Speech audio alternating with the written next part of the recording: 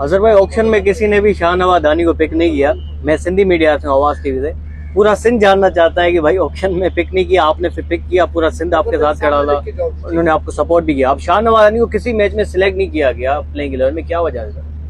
यार देखें, आपने अगर आप ये बात कर रहे हैं ऑक्शन में जाएंगे, तो ऑक्शन में जब हमने टीम पिक की थी तो किसी ने हमारी टीम को जो है ना वो कहा था कि ये सबसे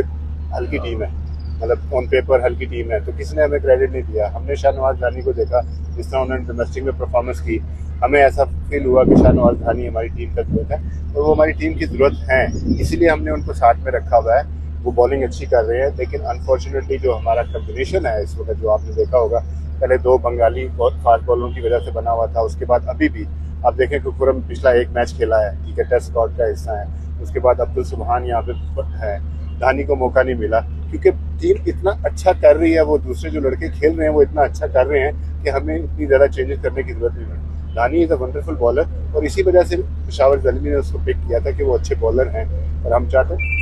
अब जाहिर सी बात है कि 20 लड़के हैं, 20 में से 11 खिलाने, हम सबको खिला नहीं सकते, तो इस वजह से सिर्फ धानी नहीं खेल रहा। तो मेरी यही होगी कि जितना भी हैदराबाद और सिंध के जितने भी लोग हैं वो हमें सपोर्ट करते हैं। सर भाई, आप इनविंसिबल, ऑलमोस्ट इनविंसिबल रहे हैं इस सीजन, एक मैच लास्ट मैच हारे आप लोग, और obviously you are gonna be against your former team Islamabad United, तो उस लिहाज से मैच को किस तरह आप देख रहे हैं और कितना आपकी इनसाइट्स अवेलेबल होंगी फॉर पेशावर ज़ल्मी? देखिए, जहाँ तक आपने बात की कि हम लोग अच्छी क्रिकेट खेलते हुए आ रहे हैं, टूर्नामेंट जीतने के लिए हमें आगे भी अच्छी क्रिकेट खेलनी पड़ेगी, आगे भी हमें अपने मैचेस जीतने पड़ेंगे, हमें 2 मैचेस डेफिनेटली जीतने हैं टू विन द ट्रॉफी। तो जाहिर सी बात है, जहाँ तक इस्लामाबाद की बात की, मैं वहाँ पे उनके साथ काम किया है, इनसाइड आउट पाकिस्तान टीम में भी वो प्लेयर मेरे साथ थे, तो जाहिर सी बात है कि एडवांटेज होता है जब आपको अपने प्लेयर्स का इनसाइड आउट पता हो और थोड़ा सा एज होता है।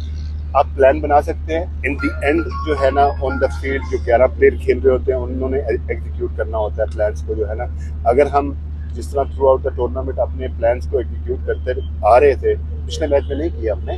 अगर हम एग्जीक्यूट जिस तरह हमने पहले किया अगर हम वो करेंगे तो I think we are fine.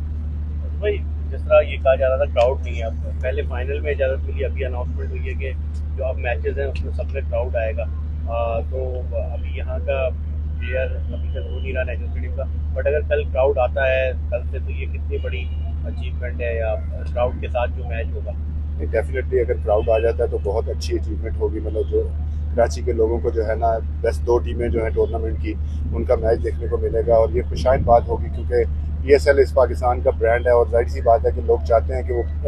PSL आके देखें, स्टेडियम में आके देखें, अपने स्टार्स को देखें। तो जाहिर सी बात है अगर क्राउड आएगा तो प्लेयर्स के लिए भी बड़ा अच्छा होता है, हमेशा जो है ना आपको बैकिंग भी मिलती है अपने क्राउड से, और जाहिर सी बात है अब ये दोनों का होम क्राउड तो होगा नहीं तो सपोर्ट बराबर होगी, तो आई थिंक ये अच्छा है, क्रिकेट के लिए अच्छा है।